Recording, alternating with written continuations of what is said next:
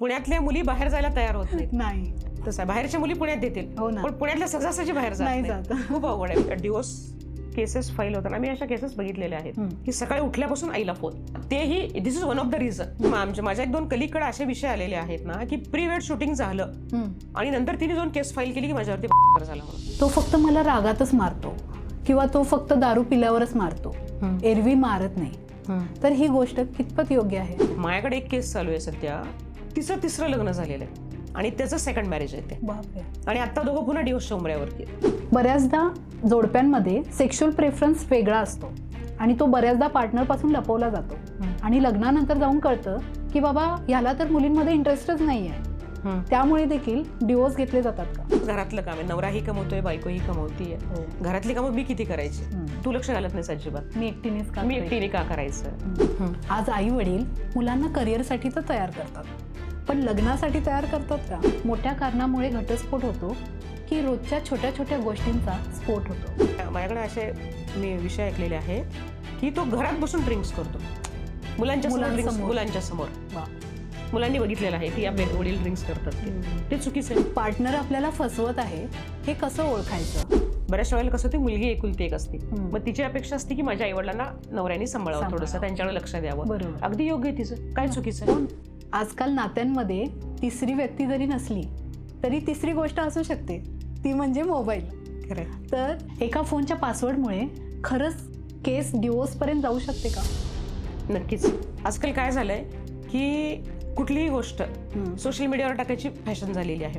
आम्ही कुठे फिरायला गेलो, फेसबुकवरती टाकलं, व्हॉट्सअपवरती फोटो टाकले, इंस्टाग्रामवरती टाकलं, आणि मग असं मित्रमैत्रिणींच्यामध्ये मग ते पाहिलं जातं किंवा त्याची चर्चा केली जाते, कम्पेअर केलं जातं. मग की बघा ते दरवर्षी फॉरेन ट्रिपला जातात, तू मला कुठंच नेत नाहीस. अरेंज मॅरेज मध्ये लग्न हे पार्टनर बघून नाही तर पॅकेज बघून निवडलं जातं. हे वाक्य कितपत योग्य आहे? आता एका गोष्टीची नेहमी तुलना केली जाते, आमच्या काळात अशी लग्न मोडत नव्हती असं म्हटलं जातं. तर पूर्वीच्या काळात खरंच लग्न टिकायची का? लग्नाआधी जर हेल्थ इश्यूज काही असतील ते जर आपल्या पार्टनरपासून लपवले असतील तर त्यामुळे देखील घटस्फोट घेतले जातात का? हो, 100%. दोन स्ट्रॉंग इंडिपेंडंट लोक एकत्र राहणं आजकाल कठीण होत चाललंय का?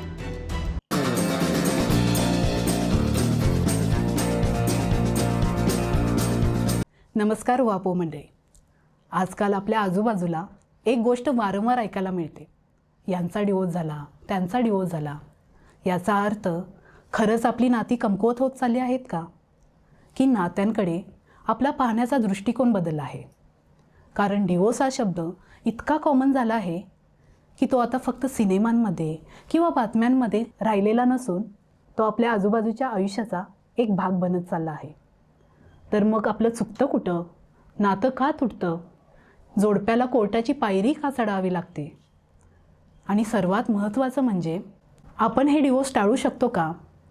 एक चांगलं, निरोगी आणि आनंदी वैवाहिक आयुष्य जगण्यासाठी कोणत्या गोष्टी आवश्यक आहेत? या सर्व प्रश्नांवरती आज आपण अगदी मोकळेपणाने चर्चा करणार आहोत. आणि त्यासाठी आज आपल्यासोबत आहेत legal adviser advocate Neeta Joshi. चला तर मग आजच्या या इंटरेस्टिंग उहापोची सुरुवात करूया. मॅडम, तुमचे खूप स्वागत आहे आमच्या उहापो यूट्यूब चॅनेलवरती. नमस्ते. मॅडम, तुम्ही रोज अशा प्रकरणांना जवळून पाहता, तर सुरुवात अत्यंत महत्त्वाच्या प्रश्नापासून करूया. ती म्हणजे तुमच्या टेबलवर एखादी डिवोर्सची केस आली तर पहिल्या 5 मिनिटामध्ये साधारण तुम्हाला काय जाणवतं? की खरंच त्या दोघांना वेगळं व्हायचं असतं की लोक फक्त रागात येऊन डिवोर्स फाईल करतात? साधारण आयदर समोर नवरा येऊ देत किंवा कधी बायको येते, दोन्हीकडनं केसेस आहेत आमच्याकडे चालू. साधारण एक अर्धा पाऊण तास चर्चा केली की लक्षात येतं की नक्की काय प्रॉब्लेम झालेला असावं दोघांच्यामध्ये, आणि डिस्प्यूट सुरुवात कुठून झालेली आहे, वाद काय होत आहेत, एकत्र कुटुंब आहे का, किंवा दोघंच राहतात तरी वाद होत आहेत, दोघं वर्किंग आहेत का, अशा साधारण एक अर्धा पाऊण तास चर्चा केली की लक्षात येतं साधारण. अच्छा. की नक्की अडचण काय झालेली आहे किंवा कशामुळे ह्यांचे डिस्प्यूट सुरू झालेले आहेत, लक्षात येतं. बरोबर. आता सोशल मीडियावर पाहिलं तर आपल्याला असं वाटतं की जवळपास 50% लोक डिवोर्स घेत आहेत. तर खरंच घटस्फोटाचं प्रमाण इतकं वाढलं आहे का की फक्त सोशल मीडियामुळे ते आता जास्त दिसायला लागले आहे? अगदी 50% असं म्हणता येणार नाही, पण डिवोर्सचं प्रमाण नक्कीच वाढलेलं आहे. अच्छा. अनेक गोष्टी त्याला कारणीभूत आहेत आणि साधारण आम्ही पाहतो की पूर्वी फायलिंग किती होत होते, आता फायलिंग केसेस कशा होतात, किती होतात, त्याचं प्रमाण खूपच वाढलेलं आहे. आणि अगदी शिकलेले, सुशिक्षित, उच्च सुशिक्षित ही लोक डिवोर्सला जातात. त्याचं प्रमाण जास्त आहे इनफॅक्ट तसं म्हणण्यापेक्षा. कम्पॅरेटिव्हली अडाणी कुणीतरी म्हणा किंवा गावाकडचे वगैरे त्यांच्यापेक्षा शहरातलं प्रमाण खूप मोठ्या प्रमाणात आहे. बरोबर. आणि प्रमाण वाढलेलं आहे हे नक्कीच आहे. आता तुमच्या अनुभवातून सांगायचं झालं तर लग्न तुटण्यासाठी सर्वात कॉमन कारणं काय आहेत? तसं विचार करायला गेलं तर हाय एक्सपेक्टेशन्स पार्टनर्स करून. अच्छा. म्हणजे कधी मुलीकडनं किंवा कधी मुलाकडून. कधी कधी बऱ्याच वेळेला असं होतं की मुली वर्किंग असतात, मग घरातली कामं करायला वेळ मिळत नाही. मग कधी कधी त्यामुळे सासू सासऱ्यांच्याकडनं मग ते तिला बोललं जातं असं होतं. किंवा मुलींच्या बाबतीत असं होतं की नवऱ्याकडून हाय एक्सपेक्टेशन्स आहेत की तुझं पॅकेज तू म्हणजे तो भले कितीही कमवू दे, 1 लाख कमवतोय, 1.5 लाख कमवतोय, तरी तिच्या अपेक्षा जर खूप असतील की नाही मला दरवर्षी फॉरेन ट्रिप करायची, ती होत नाहीये. किंवा माझा भाऊ बघ किती कमवतोय, तो वहिनीला देऊन दरवर्षी बाहेर जातो, आपण नाही जात. हा, मग ते कुठेतरी जिथं तुलना होती, मग हा एक्सपेक्टेशन जिथं होतात तिथं ती मे बी कारण असू शकतात. अनेक कारणं आहेत त्यापैकी हाय एक्सपेक्टेशन हे कारण असू शकतं. अच्छा. खूप लोकांना असं वाटतं की एखादी मोठी घटना घडते आणि घटस्फोट घेतला जातो, पण वास्तव कदाचित वेगळं असू शकतं. तर मग खरंच मोठ्या कारणामुळे घटस्फोट होतो की रोजच्या छोट्या छोट्या गोष्टींचा स्फोट होतो? बरोबर आहे तसं की कधी कधी कसं होतं की एखादं मोठं कारण घडून जातं किंवा कधी तिचं किंवा त्याचं एक्स्ट्रा मॅरिटल अफेअर चालू आहे आणि त्यानंतर कळालं हे मोठं कारण आहे, हो ना, ते होतं. किंवा मग कधी घरात जर असं डोमेस्टिक व्हायलन्स होत असेल, खूप दिवसापासून काहीतरी त्या मुलीला त्रास दिला जातोय किंवा खूप दिवसापासून नवरात कंटिन्यू दारू पिऊन येतोय, पण ती सहन करतीये असं. किंवा तिचं खूप ओव्हर शॉपिंग होतोय, ती ऐकतच नाही, कंटिन्यू ती माहेरला चाललेली आहे. अशा अनेक कारणं आहेत. बरोबर. आणि काही काही ठिकाणी कसं होतं की मुली छोट्या छोट्या गोष्टीसाठी किंवा मुलं सुद्धा येतीलच लगेच डिवोर्ससाठी वगैरे असं नाही, थोडे दिवस वेगळे राहतात, पुन्हा आई वडील एकत्र येतात, आई वडील समजावून सांगतात आणि त्यानंतर ते नातं कंटिन्यू होतं. पण कधी कधी असंही होतं की बऱ्याच वेळेला समजावून सांगून सुद्धा आयदर नवरा किंवा बायको दोघांच्या मध्येही ते होण्यासारखं जर नसेल, मग ते घटस्फोटापर्यंत जातं नातं. आता एका गोष्टीची नेहमी तुलना केली जाते, आमच्या काळात अशी लग्न मोडत नव्हती असं म्हटलं जातं. तर पूर्वीच्या काळात खरंच लग्न टिकायची का? त्याची कारणं काय होती नेमकी? की ॲडजस्टमेंट जास्त होती, प्रेम जास्त होतं, की त्यांची सहनशीलता जास्त होती? खरं बघायला गेलं तर पूर्वीच्या काळी डिवोर्सचं प्रमाण खूप कमी होतं. अगदी खरे. आजकाल ते प्रमाण खूप वाढलेलं आहे आणि त्याची 2-3 कारणं आहेत. बेसिकली की मला लग्न टिकवायचं आहे, हा जो प्रकार होता तो पूर्वीच्या काळी खूप होता आणि आजकाल त्याचं प्रमाण थोडंसं कमी झाल्यासारखं दिसतंय. बरोबर. आणि ऍडजस्टमेंट पूर्वीच्या काळी बायका खरोखर ऍडजस्ट करायच्या. म्हणजे आपल्या आया असतील म्हणा किंवा आजी वगैरे, आपण घरात पाहिलेले काकू, आपली आत्या म्हणा किंवा ह्या जी नाती आहेत ना, हे लोक ऍडजस्टमेंट करायचे. पूर्वीही बायका नोकरी करत होत्या, आजही बायका नोकरी करतात. की आत्ताच मुली नोकरी करतात अशातला काही प्रकार नाही, पूर्वी नोकरी करतच होत्या ना. तर तरी सुद्धा घरातलं सगळं आवरून पूर्वी बायका सगळं करायच्या. आजकाल काय झालेलं आहे की मी नोकरी करते म्हणल्यानंतर थोडंसं घराकडे दुर्लक्ष होतं. किंवा कदाचित असंही होतं की मुलींना तसं सांगितलं जातं की ठीक आहे तू नोकरी करतेस ना, मग घरात काही बघायची गरज नाही. मग थोडंसं ते मला मुलींच्या आयांना असं सांगावं वाटतं की थोडंसं तेही शिकवा तुम्ही. ठीक आहे, मुली शिकल्या पाहिजेत, नोकरी करायलाच पाहिजे, पैसा कमवलाच पाहिजे, काळाची गरज आहे आज. पण त्याबरोबर नाती सुद्धा टिकवली गेली पाहिजे, संसार टिकवला गेला पाहिजे. अगदी बरोबर. हा, कुणीतरी स्टेप डाऊन व्हायला पाहिजे, मुलगीच व्हायला पाहिजे का असं नाही, मुलांनीही कॉम्प्रोमाइज करणं थोडंफार खूप गरजेचं आहे ते. तर मग आजच्या पिढीला तडजोड करणं अवघड जातं की मन मारून जगणं?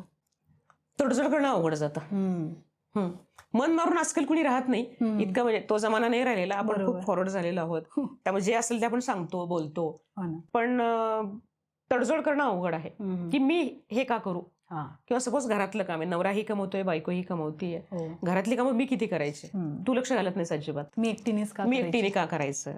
किंवा तू सारख्या मित्रांच्या मध्ये असतो, तुझं ऑफिस आणि मित्र हे चालू असतं, मग मुलांना मीच का सांभाळायचं, तू बघ आता. हा प्रकार होतो. बरोबर. आणि हे दोन्ही बाजूने होत असेल? दोन्ही बाजूनी होतं. म्हणजे एकटी मुलगी जबाबदार आहे का किंवा एकटा मुलगा जबाबदार आहे का, असंही नाही. दोन्ही बाजूनी हे प्रकार होतात. अच्छा. आता थोडं पालकांबद्दल बोलू. आज आई वडील मुलांना करिअरसाठी तर तयार करतात, पण लग्नासाठी तयार करतात का? बरोबर आहे. करिअरसाठी नक्कीच तयार केलं जातं, मुलींनाही तयार केलं जातं, मुलांनाही तयार केलं जातं. पण लग्नासाठी कितपत बोललं जातं हे साधारण डिवोर्सचं जर सगळं बघितलं की फॅमिली कोर्टामध्ये किती डिवोर्स फाईल होतात ते जर बघितलं तर थोडीशी शंका येते मनामध्ये की खरोखर तुम्ही मुलीला सांगितलेलं आहे का तसं की तुला लग्न करून त्या घरी जायचं आहे. कसं होतं माहिती का, पुरुष प्रधान संस्कृती आहे. आज लग्न करून आजच्या डेटला सुद्धा आणि पूर्वी सुद्धा मुलगीच लग्न करून त्या घरी जाते. मग थोडंफार तू कॉम्प्रोमाइज कर किंवा त्या घरातलं समजून घे. तिकडचं वातावरण वेगळं आहे, इकडचं वातावरण वेगळं आहे, किंवा कदाचित तू इकडे एकटी होतीस, तिकडे तसं नाहीये, मोठी दीर आहेत घरामध्ये, जाऊ आहे किंवा नणंद आहे एखादी घरामध्ये, मग थोडीशी फार ऍडजस्टमेंट कर. ऍडजस्टमेंट ऍक्च्युली दोघांनी करायला हवी, पण ती जेव्हा इकडून तिकडे जाते तेव्हा टोटली कल्चर बदललं जातं. तेव्हा त्याही लोकांनी तितका समजूतदार पण हिला समजून घ्यायला हवं की कदाचित ती तिच्या घरातलं वातावरण वेगळं होतं, इकडचं वातावरण वेगळं आहे, त्यामुळे तिला ऍडजस्ट व्हायला वेळ लागणार आहे. ते तिकडच्या ह्याने समजून घ्यायला पाहिजे. आणि सेम गोज विथ बायको सुद्धा, म्हणजे जी मुलगी आहे की जे लग्न करून तिकडे जाते तिनेही तसं समजून घ्यायला पाहिजे की नाही मला ऍडजस्ट व्हायला वेळ लागणार आहे. तिकडे मला सकाळी उठल्यानंतर हातात टिफिन मिळत होता, इकडे तसं नाहीये. मिळेल मिळाला तर वेल अँड गुडच आहे, पण थोडंफार ऍडजस्टमेंट मलाही करायची आहे किंवा मला थोडंसं आवरून इथलं मग ऑफिसला जायचं आहे असं. आणि छोट्या छोट्या गोष्टींकडे थोडं दुर्लक्ष केलेलं कधीही चांगलं. कधीही, अगदी खरं. घर म्हणलं की भांडायला लागायचं. पूर्वी भांडणं होत नव्हती का? आपल्या आई वडिलांची भांडणं होत होती किंवा आजी आजोबांची भांडणं झालेली आपण पाहिलेली आहेत. पण म्हणून लगेच घटस्फोटाकडे जाणं हे चुकीचं आहे. थोडीफार ऍडजस्टमेंट करा, कुणीतरी एकाने पडती बाजू घ्या, काहीतरी कुणीतरी एकाने शांत बसा. नाहीतर कधी बायको बसेल, कधी नवरा बसेल. आणि मला तर वाटतंय की ज्याचं चुकलं असेल की वाटतंय चुकलेलं आहे, सॉरी म्हणून विषय संपून टाका. कुणी का असं ना, नवरा कधी सॉरी म्हणेल, कधी बायको म्हणेल, चुका कुणाच्याही हातनं होतात, नाही याच्यातला भाग नाही. सॉरी म्हणून विषय संपून टाका. कारण ती छोटी गोष्ट कधी मोठ्या गोष्टीपर्यंत पोहोचेल हे आपण सांगता येत नाही. अगदी बरोबर आहे, अगदी बरोबर आहे. मग ते पराचा कावळा व्हायला वेळ लागत नाही. मग ती म्हणणार किंवा तो म्हणणार खूप वेळ झाला आता, हे आता बस, आता मला थांबायचंय, ही वेळ येता कामा नये. अगदी. त्यामुळे ते स्टेप डाऊन होणं, ऍडजस्टमेंट करणं गरजेचं आहे आणि दोघांनीही ते मनापासून करायला पाहिजे. बरं. अनेकांना वाटतं की लव्ह मॅरेज केलं की आपल्या सगळ्या समस्या सुटल्या, पण लव्ह मॅरेज हे एकमेकांच्या संमतीने जरी केलेलं असलं तरी इतके घटस्फोटाचे प्रमाण का वाढले आहे? लव्ह मॅरेजमध्ये होतं असं की त्याचा स्वभाव किंवा तिचा स्वभाव पहिल्यापासून माहित असतो. ती कशा पद्धतीने वागतीये किंवा तो कशा पद्धतीने वागतोय हे पहिल्यापासून माहित असतं. मग लग्नानंतर असं अचानक काय होतं की एक्सपेक्टेशन तुमचे वाढतात किंवा ऍडजस्टमेंट तुम्हाला करायला जमत नाही आणि मग ते डिवोर्सकडे जातं. ऍक्च्युली लव्ह असं स्पेसिफिक काही सांगणं अवघड आहे की अरेंज मॅरेज झाल्यानंतरच डिवोर्स होतील किंवा लव्ह मॅरेज झाल्यानंतर डिवोर्स होणार नाहीत वगैरे, असं काही सांगणं अवघड आहे. पण बाकीच्या परिस्थिती सगळी अनुकूल असते. कधी कधी ती आलेली मुलगी घरच्यांना पटत नाही, त्यामुळे घरात भांडणं होतात. मग हा वैतागतो त्या गोष्टीला की बस झालं आता. पण आता सुरुवातीपासूनच ते ओळखत असतात, असं नाही की बाबा एकमेकांना आपण टोटली अनोळखेच आहोत, अशी काही गोष्ट नसते. त्यांचा स्वभाव माहिती असतो, तो समोरच्या व्यक्तीसोबत कसा वागतो हे देखील माहिती असतं. तरी नंतर जाऊन मग त्या गोष्टी का खटकतात बरं? कधी कधी असं होतं की एखादी गोष्ट मित्रमैत्रिणी असणं बरं का आणि नवरा बायको असणं दोन्हीत फरक आहे. ओके, नवरा बायकोत म्हणलं तर तुमच्यावर अनेक जबाबदाऱ्या आहेत, तुम्हाला नाती सांभाळायची सगळी, तिच्या घरचे सांभाळायचे आहेत, त्याच्या घरचे सांभाळायचे आहेत. मग ते सांभाळून घेताना कधी कधी खटके उडू शकतात. आणि ते दोन्हीकडे होऊ शकतं. लव्ह मॅरेज मध्ये होऊ शकतं, अरेंज मॅरेज मध्ये होऊ शकतं. कारण लग्नापूर्वी काही जबाबदारी नसतात, जबाबदारी नसतात. लग्नानंतर रिलेशन वाढतात. ते मग नणंद आले, सासू दीर सासरे हे सगळे आले की मग त्यांना सांभाळण्यामध्ये हिची कसरत होती किंवा इकडचे नाते सांभाळण्यामध्ये त्याची कसरत होती. मग एक्सपेक्टेशन कुठेतरी कमी जास्त होतात, त्यामुळे खटके उडायला सुरुवात होती. मग असं होतं. आता अरेंज मॅरेज बद्दल सुद्धा बरेचसे गैरसमज आहेत.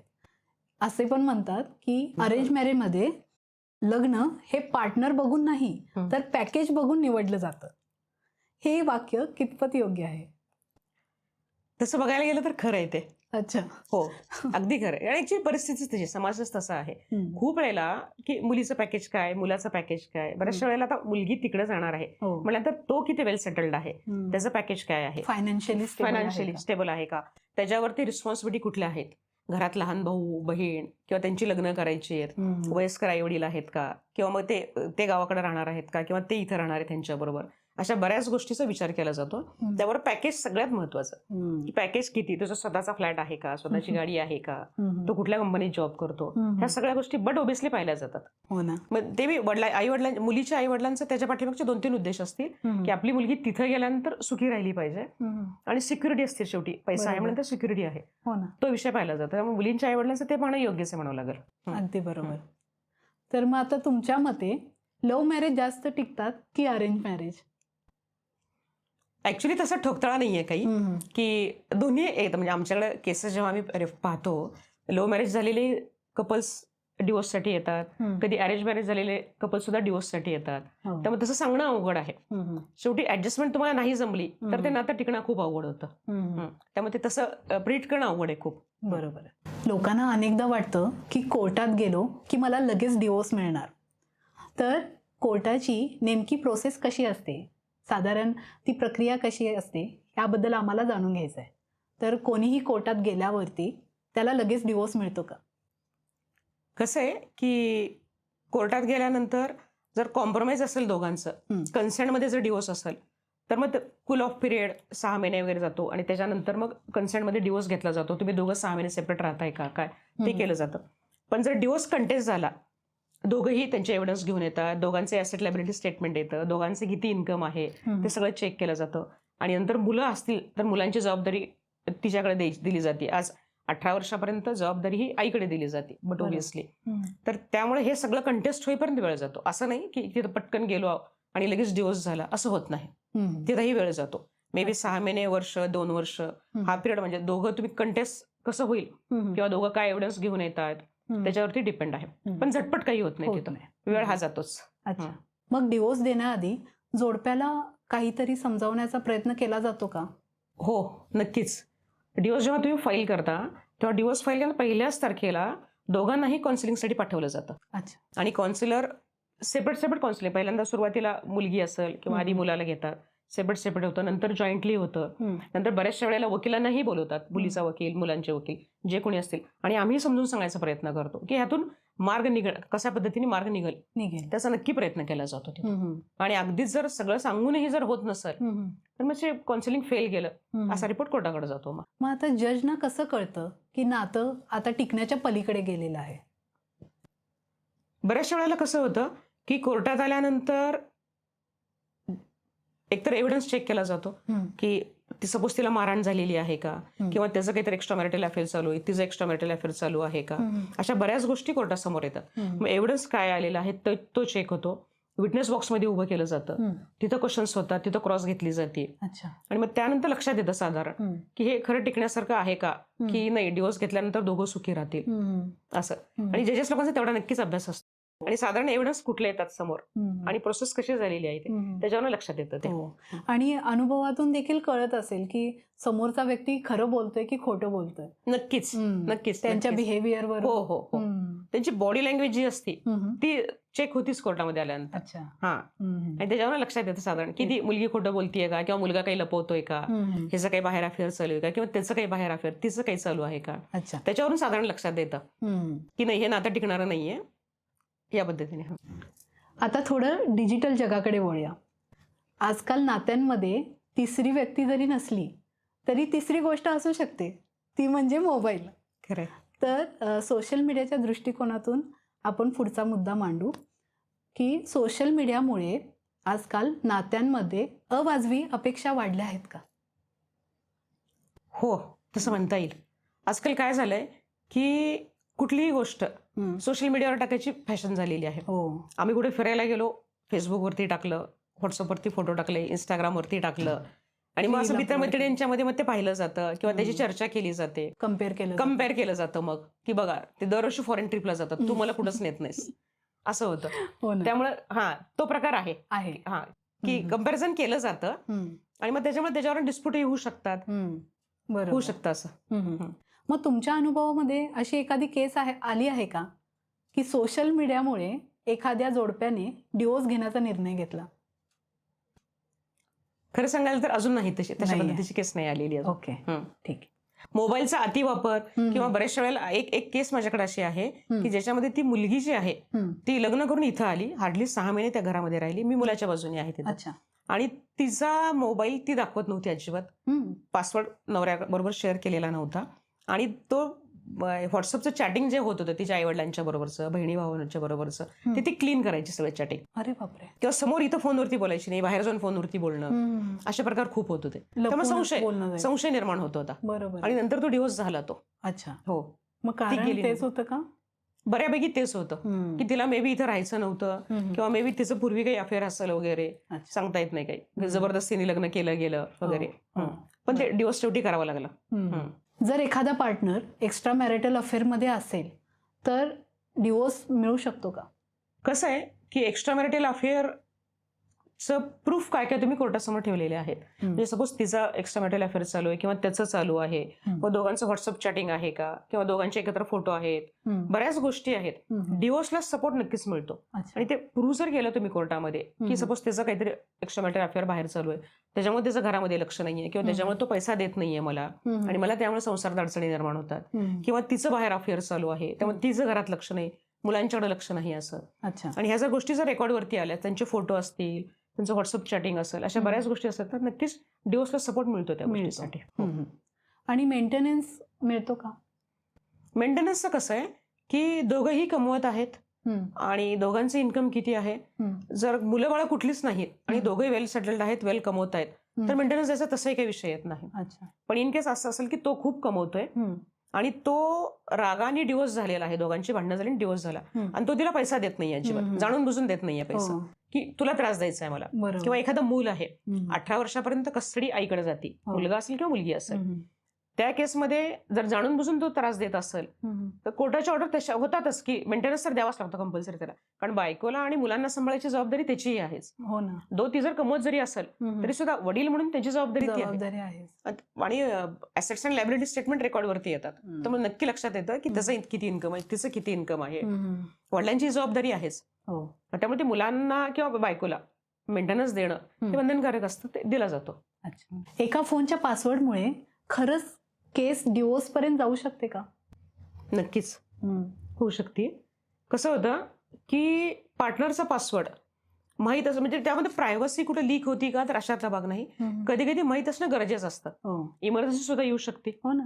कुठल्याही गोष्टीची emergency, may be financial emergency कधी असेल, काही पेमेंट ट्रान्सफर करायचंय किंवा काही फ्रॉड झालेला आहे, त्यावेळी पासवर्ड माहीत असेल मला, तर मी त्याचा वापर करून इमिजिएटली थांबवू शकते.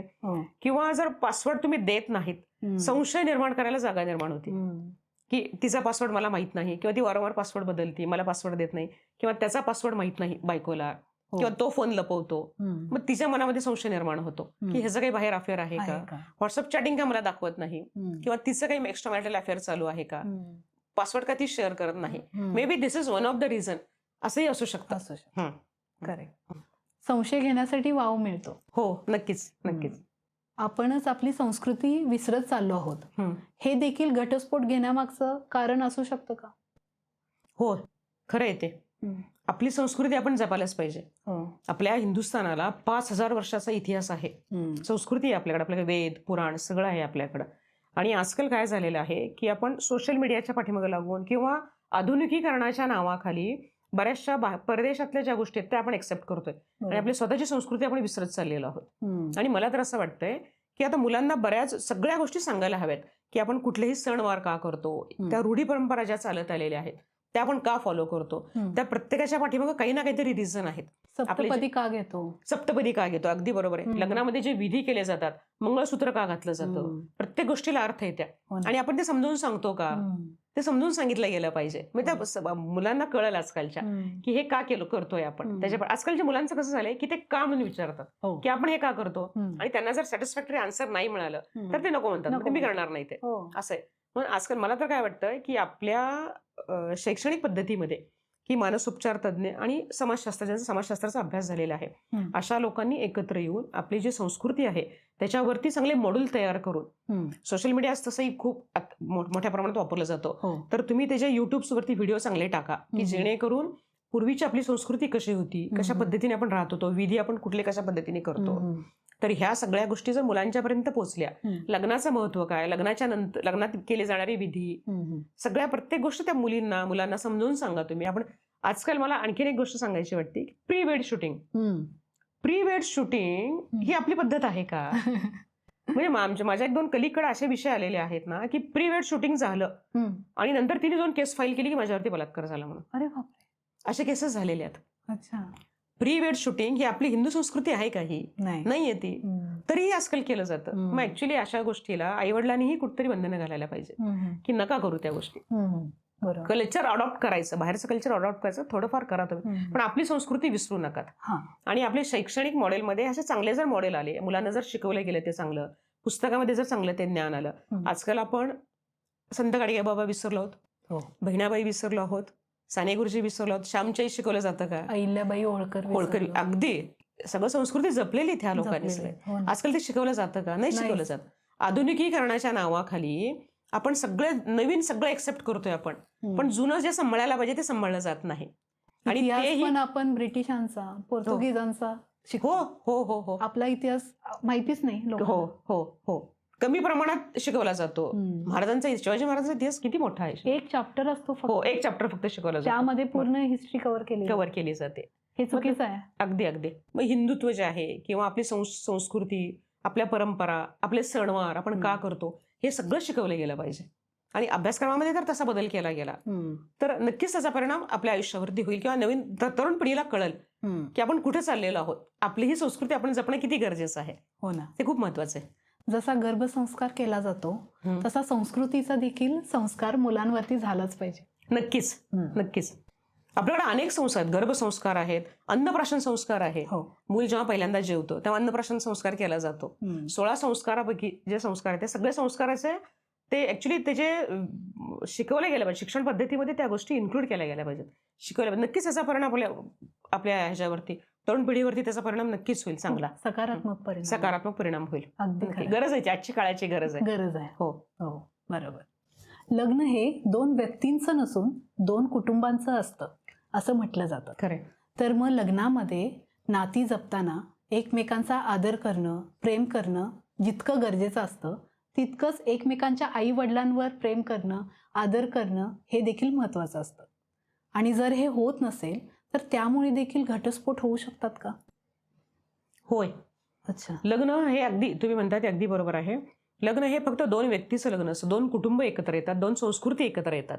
खरं. त्यामुळं जसं ह्या दोघांनी एकमेकाला सांभाळायला पाहिजे तसं तिचे आई वडील असतील किंवा त्याचे आई वडील असतील. बऱ्याचशा वेळेला कसं ती मुलगी एकुलती एक असते, मग तिची अपेक्षा असते की माझ्या आई वडिलांना नवऱ्याने सांभाळावं, थोडंसं त्यांच्याकडे लक्ष द्यावं. अगदी योग्य आहे तिचं, काय चुकीचं आहे. आणि त्याच पद्धतीने नवऱ्याची ही अपेक्षा असते की सपोज मी एकुलता एक आहे आई वडिलांना, तर माझ्या बायकोनी माझी तर काळजी करावीच, पण त्याबरोबर माझ्या आई वडिलांनी सांभाळावं किंवा मला एकुलती एक बहीण आहे तिच्याकडेही लक्ष द्यावं. दोन्ही कुटुंबांना जोडणारे हे 2 दुवे आहेत नवरा बायको म्हणजे. त्यामुळे तिने सासू सासऱ्यालाही सांभाळलं पाहिजे, इकडे आई वडिलांनाही सांभाळलं पाहिजे. दोघांनाही जर सांभाळलं गेलं आणि दोन्हीकडे जर समतोल साधला तर दोन्ही गोष्टी व्यवस्थित होण्यासारख्या. आजकाल जावयाला मुलगा म्हणून सुद्धा ट्रीट करणारे बरेच लोक आहेत की तो मुलासारखं सांभाळतात त्याला. असं प्रत्येक घरामध्ये व्हायला पाहिजे. मुलीला जसं म्हणजे सुनेला जसं मुलगी म्हणून सांभाळलं जातं तसं जावयाला मुलगा म्हणून सांभाळलं जातं. आणि असं जर सांभाळलं गेलं तर नाती कधीच तुटायचा विषयच येणार नाही काही. अगदी बरोबर. जर आई वडिलांना रिस्पेक्ट नाही दिला गेला तर होतं असं की माझ्या आई वडिलांना रिस्पेक्ट दिला गेला. माझ्याकडे एक केस होती, मुलगी पुण्यातली होती, शिक्षिका होती ती, आणि मुलगा नगरचा होता. आणि ही एकुलती एक आई वडिलांना, घर शाळा एवढंच, खूप काही मोठा प्रपंच नव्हता, काही नव्हतं. त्याच्या अपोजिट तिकडे होतं की तो पॉलिटिक्समध्ये होता, खूप मोठा प्रपंच त्याच्या पाठीमागं, सामाजिक कार्य खूप मोठं, घरात आई वडील त्याचे, आणि घरामध्ये राबता खूप मोठा होता की येणं जाणं खूप होतं, सारखं चहा पाणी करा, जेवण करा, हा आला तो आला, असे प्रकार खूप होते. मुलाची मुंज केली त्याने, तर मुलाच्या मुंजीला 2000 लोक होती. अरे बापरे, इतके मोठ्या प्रमाणात मुंज केली. त्याचं नेटवर्क तेवढं मोठं होतं आणि कम्पॅरेटिव्हली हिचं नव्हतं तेवढं. ही खूप अगदी छोट्या फॅमिलीतून आलेली होती आणि तिला ते तिथे ऍडजस्ट करणं अवघड झालं. आणि शेवटी ती एक दिवस मुलाला घेऊन पुण्याला निघून आली आणि इथे येऊन तिने डिवोर्स फाईल केला. कारण मग काय, तिने नंतर हेच सांगितले की ते आई वडिलांना सांभाळणं किंवा त्याच्या घरामध्ये बहीण होती, मोठी बहीण होती, तिचं येणं जाणं होतं, ते मला जमत नाही, मी करणार नाही ते. अच्छा.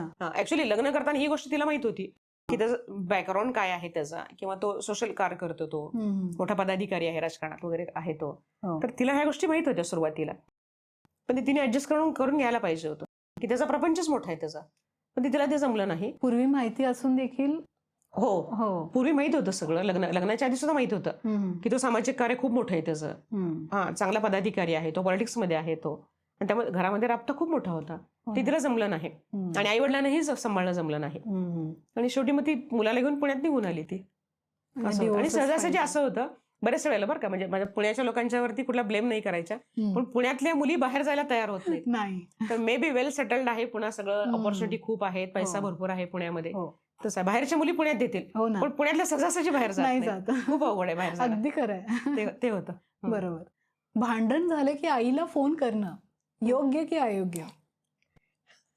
नाही, ऍक्च्युली चुकीचं आहे ते. का तर तुम्ही दोघेही म्हणजे तुम्ही मॅच्युअर्ड आहात दोघंही. कुणीच फोन करायची काही गरज नाही. बऱ्याच वेळेला मुली फोन करतात, मुलींच्या बाबतीत होतं तसं की भांडण झाली की आईला फोन करणं चुकीचं आहे. थोडं डोकं शांत ठेवा, थोडे विचार करा. आई वडिलांना सांगायचं का तर सांगा, नाही अशातला काही भाग नाही, पण ते इरिटेट होईपर्यंत करू नका की जेणेकरून नवऱ्याला त्या गोष्टीचा त्रास होतो. उठसूट सकाळी झोपेतून उठले की फोन केले, सकाळी झोपेतून उठले की फोन केले आईला. ते प्रमाण कमी व्हायला पाहिजे. ऍक्च्युली डिवोर्स केसेस फाईल होताना आम्ही अशा केसेस बघितलेल्या आहेत कोर्टामध्ये, आम्ही प्रत्यक्ष पाहतो की सकाळी उठल्यापासून आईला फोन. अरे बाप. हा, तेही this is one of the reason. आणि मग तो इरिटेट होतो की आई म्हणते की तू डबा पाठवून देऊ का, मग तू कशाला स्वयंपाक करतेस, मी डबा पाठवून देते तुला. तू तिला डबा पाठवशील. नवऱ्याचं काय हो ना, की नवरा रोज तिकडून डबा येतो, तो इरिटेट होतो. मग तो म्हणतो की तू स्वयंपाक करणार किंवा आपल्या घरात होऊ देत ना काही, तू बायकोच्या हातचं पण खाऊ वाटतं ना. खाऊ वाटतं ना, प्रश्नच नाही. अगदी अगदी अगदी अगदी खरे. मग त्यामुळे हे भांडणं होतात की सारखे फोन म्हणा किंवा कंटिन्यू आई वडिलांना कॉल चालू आहेत, व्हायला नको ऍक्च्युली तसं. थोडंसं समजून घ्या दोघांनीही की त्यांनी लगेच फोन करून आई बायकोबरोबर माझं भांडण झालं वगैरे नाही सांगायची गरज नाही. थोडं समजून घ्या. अगदीच काही टोकाला बायको अशीच वागते तशीच वागते, होता कामच करत नाही, व्हायला हे सांगणं चुकीचं आहे. व्हायला नको, सारखं व्हायला नको.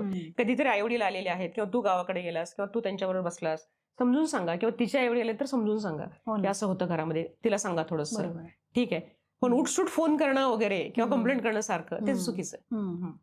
तुम्ही तुमचं दुःख पेन सगळं शेअर करा, पण भांडण शेअर करू नका. अगदी खरं, अगदी खरे. समजून घ्यायला पाहिजे थोडंसं. आणि भांडण होण्यासाठी काय रिझन झालेलं आहे ते थोडंसं समजून घ्या ना. मे बी असंच की ते थोडंसं छोटंसं काहीतरी कारण झालं असं, नंतर ते कारणही विसरून जातो आपण. पण आई वडिलांना जर हे सांगितलं तर त्यांच्या डोक्यामध्ये ते राहतं की आज या दोघांचं भांडण झालेलं आहे किंवा तिचं भांडण झालं किंवा त्याचं भांडण झालं. त्यांना कशाला त्रास देताय ना, ते बिचारे विचारात राहतात. हो, कारण तुम्ही कामाला निघून जाता, तुम्ही विसरून जाता दोघं, विसरून जातो. हा, पण आई वडिलांच्या डोक्यात ते राहतं. त्यामुळे तिथपर्यंत जायला नको सारखं. खरं. लग्नानंतर माझा पर्सनल स्पेस ही संकल्पना कितपत योग्य आहे? पर्सनल स्पेस असावा, पण त्यालाही थोडंसं लिमिट आहे. सगळ्याच गोष्टी पर्सनल ठेवायच्या का, मग लग्न कशाला केलं, एकटे राहा ना मग. बरोबर.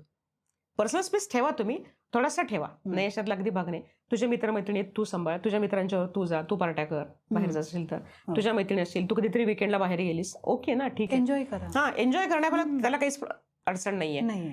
पण खूप पर्सनल स्पेस जर दिला गेला तर मग संशयाला जागा निर्माण होते. अतिरेक करू नका, कुठल्याही गोष्टीचा अतिरेक. बरोबर, ते खूप गरजेचं आहे. अतिरेक होता कामा नये कुठल्याही गोष्टीचा. कारण पार्टनरच्या बऱ्याचदा कंप्लेंट अशा असतात की ही रात्री वेळानेच येते, हा रात्री दारू पिऊन ड्रिंक करून घरी येतो, खूप उशिरा येतो, याचं हे रोजच आहे.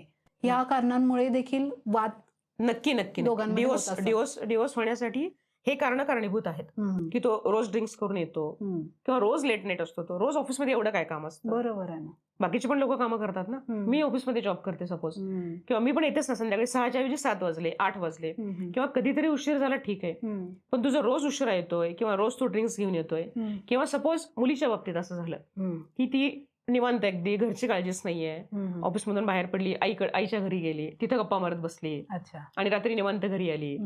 असेही प्रकार होतात की माहेर सासर सोबत जवळ आहे, लक्ष नाही सासरी किंवा इव्हन स्वतः आई वडील तिचे सासू नाही आहेत जवळ, पण आई वडिलांच्या घराच्या जवळ ती घर भाड्याने घेते किंवा दोघांचे फ्लॅट बऱ्यापैकी जवळ जर असते, तसं होऊ शकतं खूप वेळेला की त्याच्यामुळे भांडणं होऊ शकतात की उशिरा येणं म्हणा किंवा लक्ष नसणं, कधी तिचं लक्ष नाही कधी त्याचं लक्ष नाही, अशामुळे भांडणं होऊ शकतात. आता व्यसनामुळे घटस्फोट घेतला आहे, अशा केस तुमच्या अनुभवात आल्या आहेत का? आहेत, खूप सारे आहेत. खूप वेळेला कधी कधी कसं होतं की त्याला दारूचं व्यसन आहे, आई वडिलांनी सांगितलेलं आहे, तो त्याच्याही आई वडिलांचं ऐकत नाही, माझ्याही आई वडिलांचं ऐकत नाही, माझंही ऐकत नाही, किंवा त्याच्या दारू पिण्यामुळे त्याचा परिणाम मुलांच्यावरती होतोय. बरोबर. आणि मुलं त्याच्यापासून लांब चाललेली आहेत. मुलगी आहे सपोज घरामध्ये, ती वडिलांच्या पाशी जात नाही. नाही, घाबरून का तर पप्पा ड्रिंक्स करून आलेले आहेत. किंवा तो कधी कधी काही माझ्याकडे असे मी विषय ऐकलेले आहेत की तो घरात बसून ड्रिंक्स करतो मुलांच्या समोर. बापरे. मुलांनी बघितलेलं आहे ती आपले वडील ड्रिंक्स करतात ते चुकीचं आहे. हो ना, होता कामा नये असं. खरं. हा, मग त्यापेक्षा मग ती म्हणते की मुलांच्यावरती अशा वाईट संस्कार होण्यापेक्षा मग डिवोर्स घेऊयात आपण. तुला काय, तू सांगून ऐकत नाहीयेस ना, पैशाभरी पैशाचं वाटोळ होतं, तुझ्या शरीराचं वाटोळ होतंय आणि संसारात तुझं लक्ष नाहीये. तू पैसे भरपूर कमवतोस, पैसे कमवणे हा विषय नाहीये, पैसा तू मला देतोस, पण बाकीच्या पण गोष्टी आहेत ना. आज आई वडिलांचं प्रेम जे मुलांना मिळायला पाहिजे, वडिलांचं प्रेम ते जर मिळत नसेल, तुझा पैसा घेऊन करायचं. तुझा पैसा घेऊन काय करायचं? मुलं वंचित राहतात त्याच्यापासून. मग त्या मुमेंटला असं होतं की ती डिसिजन घेते की तू कर, तू सांगून जर ऐकत नसेल तर तुला काय हवं ते तू कर, मी सेपरेट राहते. तसं पण मला एकटीला जर सांभाळायचं असेल तर मी एकटीच राहते. एकटी राहते मग मी. बरोबर आहे. नात्यामध्ये गुंतून राहण्याची काय गरज आहे? अशा पण केसेस झालेले आहेत की अति ड्रिंक्स वगैरे त्याचे प्रमाण होतं, अति पार्ट्या, रोज पार्ट्या करायच्या, घरात लक्ष नाही. आणि काही काही ठिकाणी असं होतं की मुलाचं असं असतं की तुला पैसे देतोय ना मी, मग मी माझं मी काही करेन. तसं व्हायला नकोय. म्हणजे पैसा देणं एवढं एकच जबाबदारी. नाही, अजिबात नाही, ते चुकीचंच आहे. मग अशामधून सुद्धा डिवोर्सला जातात मुली. तुझा पैसा घेऊन मी काय करू? तू जर मला वेळ देत नाहीयेस, मुलांना वेळ देत नाहीयेस, आई वडिलांच्याकडे तुझं लक्ष नाही ना, माझ्या आई वडिलांच्याकडे आहे ना तुझ्या आई वडिलांच्याकडे आहे, बाकीच्या गोष्टीकडे तुझं जर लक्ष नसेल तर तुझा पैसा घेऊन मी काय करू? बरोबर, असंही होतं. त्यामुळे this is one of the reason की डिवोर्सला जाऊ शकतात. करेक्ट. आता व्यसन हा एक मुद्दा झाला, पण व्यसना व्यतिरिक्त बऱ्याचशा गोष्टी असतात, जसं की ऑनलाईन गेमिंग, बेटिंग, जुगार, पॉर्नोग्राफी आली, सोशल मीडिया ऍडिक्शन आलं, तर यामुळे देखील घटस्फोट घेतला जातो का? व्यसन तर हा एक मुद्दा झालाच, पण व्यसना व्यतिरिक्त online gaming, social media addiction आलं, बेटिंग, जुगार, पॉर्नोग्राफी, ह्या ऍडिक्शनमुळे देखील डिवोर्स घेतला जातो का? ह्या सगळ्या प्रकारामुळं ह्याचा अतिरेक जर झाला, सोशल मीडियाचा अतिरेक असेल, गेमिंग असेल, पॉर्नोग्राफी असेल, ह्या सगळ्याचा परिणाम बट ओबियसली संसारावरती होतो. त्याचं लक्ष विचलित होतं. किंवा इव्हन तिच्या बाबतीत सुद्धा ती कंटिन्यू जर मोबाईल घेऊन बसलेली आहे, ती ऐकतच नाही घरातलं काही, सारखं व्हॉट्सअप चालू आहे, फेसबुक चालू आहे, अशा अति सोशल मीडियाचा वापर, this is one of the reason for the divorce. झालेले आहेत तसे. हो ना. हो, अति वापर झालेला आहे. म्हणजे कधी मुलाच्याकडनं होतो, कधी मुलीकडनं होतो, आणि मग ते आई वडिलांचं बघून मुलंही तेच करतात. मग मुलंही कंटिन्यू हातात मोबाईल घेऊन बसलेली असतात. आई वडिलांचं बघून मुलं करतात ती. मग त्याचाही परिणाम संसारावरती होतो. त्यातून डिस्प्यूट होतात की तू कंटिन्यू मोबाईल घेऊन बसलेला असतोस, तू माझं ऐकत नाही, किंवा तू गेम, ते ऑनलाईन गेमिंग वगैरे जे चालू आहे त्यात पैसा घालवलेला आहे त्याने, तसंही होतं. मग त्याच्यामुळे घरात भांडणं होतात. भांडणं झाली की मग त्याचं रूपांतर मग आज नाही तर उद्या डिवोर्समध्ये असं येतं. तर डोमेस्टिक व्हायलन्स लव्ह मॅरेज मध्ये होतात का? हो, आहेत. म्हणजे लव्ह मॅरेज जरी झालं असलं तरी लग्नानंतर नवऱ्याकडून मारहाण झालेली आहे वगैरे असे केसेस होतात ना. किंवा सासू सासऱ्यांना ती मुलगी कदाचित पसंत नव्हती वगैरे, किंवा कधी कधी असंही होते की तो मुलगा हिच्या आई वडिलांना पसंत नसतो, तेही तिला भरवतात काहीतरी की तू कशाला लग्न केलेस, बघतो आता असं करतोय तसं करतोय. त्यामुळे लव्ह मॅरेज मध्ये सुद्धा डोमेस्टिक व्हायलन्स झालेला आहे. माझ्याकडे आता एक केस चालू आहे की दोघंही एरोनॉटिक इंजिनियर आहेत. अच्छा. दोघंही. आणि लव्ह मॅरेज झालं, थोडे दिवस संसार चांगला चालला, आणि नंतर तो कदाचित थोडासा व्यसनाच्या आहारी वगैरे गेला, आणि ही ड्युटी करून घरी येत असताना हिला रस्त्यात मारहाण झाली. बापरे. आणि दुर्दैव असं की, म्हणजे सुदैव म्हणता येईल आता कदाचित, तिथून पोलिसांची गाडी चालली होती, पोलिसांनी त्याने रेड हँड पकडलं आणि मग पोलीस स्टेशनला गेलं. आणि तिला ह्याच्या आधी बऱ्याच वेळेला तिने घरामध्ये सुद्धा मारहाण केलेली होती. ते डिवोर्स केस फाईल झाल्यानंतर मी ते सगळे फोटो वगैरे बघितले की तिला बऱ्याच वेळेला घरात मारहाण झाली होती. आता एवढे वेल एज्युकेटेड दोघे एरोनॉटिक इंजिनियर आणि लव्ह मॅरेज, आणि घरामध्ये मारहाण करतोय तो. आणि मग शेवटी अतिरेक झाला त्या गोष्टीचा. 498 फाईल झालं त्याच्यामध्ये. आणि मग त्यानंतर आता मी डिवोर्स फाईल केला, तो डिवोर्स सँक्शन पण झालेला. डिवोर्स घेतला तिने शेवटी. त्यामुळे लव्ह मॅरेज झालं म्हणजे डोमेस्टिक व्हायलन्स होणार नाही किंवा डिवोर्स होणार नाही असं अजिबात कुठलंही त्याला काही ठोकताळा नाहीये. होऊ शकतो, तिथेही होऊ शकतो. विश्वास हा कोणत्याही नात्याचा पाया असतो, आणि जर विश्वास डळमळला तर त्याचे रूपांतर संशयामध्ये होते. तर पार्टनर आपल्याला फसवत आहे हे कसं ओळखायचं? संशय आणि वास्तव यामधील फरक कसा ओळखायचा? पार्टनर फसवतोय साधारण त्याच्या बिहेवियरवरून लक्षात येऊ शकतं. आयदर तो किंवा ती. अच्छा. हा, आपण घरात एकत्र राहतो, आपण 1 महिना 2 महिने 3 महिने जर त्याचं वागणं बदललं, मे बी त्याचं जर एक्स्ट्रा मॅरिटल अफेअर बाहेर सुरू झालेलं आहे, मग तो घरात कमी वेळ देतोय का, तो मोबाईल लपवतोय का, किंवा अगदी खूप छान तयार होऊन रोज चाललेला आहे का तो. म्हणजे आधी तयार होत नव्हता तो, आजकाल तो कंटिन्यू शॉपिंग करतो, चांगले कपडे घालतो, तयार होऊन जातो. बायकोला संशय की एवढा तयार होऊन रोज कुठे चाललाय हा. पहिला तर कधी व्हायचे नाही. आधी नव्हतं असं. आता लग्न होऊन आमची 2 वर्ष झाली वगैरे असं सांगितलं माझ्यासाठी तरी इतकं कधी आवडलं कधीच नाही. तयार झाला नाहीस तू. आता तो तयार होऊन चालला. किंवा ऑन द काउंटररी मुलीच्या बाबतीत तर तसं काही होतंय का, की पूर्वी ही एवढं शॉपिंग करायची नाही, किंवा साड्या बिड्या पूर्वी नसत नव्हती, आजकाल खूप तयार होऊन जाते, किंवा खूप उशिरा घरी येते, रोज उठून ऑफिसचं काहीतरी कारण सांगते ती, किंवा कधी मित्रमैत्रिणींच्याकडे गेले म्हणून सांगते. मग त्यामुळे अशामुळे संशय निर्माण होऊ शकतो. ऑफिसमधून सुट्टी घेतली किंवा आईकडे जाते म्हणून सांगितलं आणि कुठेतरी बाहेर गेली, आईकडे पण नव्हती, बरोबर, असं काहीतरी जर कारण झाली तर may be this is one of the reason होऊ शकतं तसं. अच्छा. आता अजून एक मुद्दा म्हणजे फ्रीडम. तर फ्रीडमच्या नावाखाली लोक आजकाल कोणत्या चुका करत आहेत? फ्रीडमचं स्पेसिफिक डेफिनेशन सांगणं खूप अवघड आहे. की मला रोज बाहेर फिरायला जायचंय, किंवा तू मला विचारायचंच नाही मी कुठं चालले ते, किंवा कधी कधी मुलांचं असं असतं की बायकोनी मला विचारायचं नाही. प्रत्येकाच्या फ्रीडमच्या डेफिनेशन वेगळ्या आहेत वेगळ्या आहेत. प्रत्येकाच्या. हो. नवऱ्याची डेफिनेशन वेगळी आहे, बायकोची डेफिनेशन वेगळी आहे. की आठवड्यातून किंवा महिन्यातून मला एकदा तू फक्त माझ्या मैत्रिणींच्यावर जाऊ दे, बरोबर, मला गप्पा मारायच्यात, किंवा मला एखादा पिक्चर बघायचा, तेवढं फ्रीडम मला बास आहे. कधी कधी त्यातही मुली खुश असतात, किंवा नवराही म्हणतो की महिन्यातून एक पार्टी मी मित्राबरोबर करतो, मग ठीक आहे ना, मला तुला अलाव करणं, तेवढं अलाव करणं, हो. तू एवढं स्ट्रिक्ट नको राहू, असंही होतं. मग तेवढं त्याला फ्रीडम दिलं की ओके आहे. पण ते फ्रीडमची ऍक्च्युअली डेफिनेशन काय ते सांगणं अवघड आहे.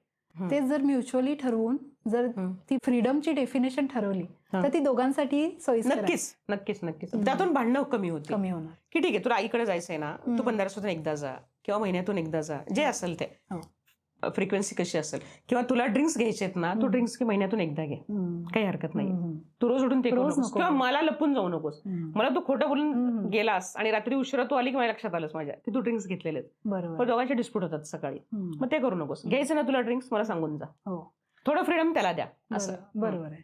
कारण नात्यांमध्ये पारदर्शकता असणंही तितकंच गरजेचं अगदी गरजेचं आहे, अगदी गरजेचं आहे. कुठलंही नातं पारदर्शकता जर असेल तर ते खूप छान टिकतं.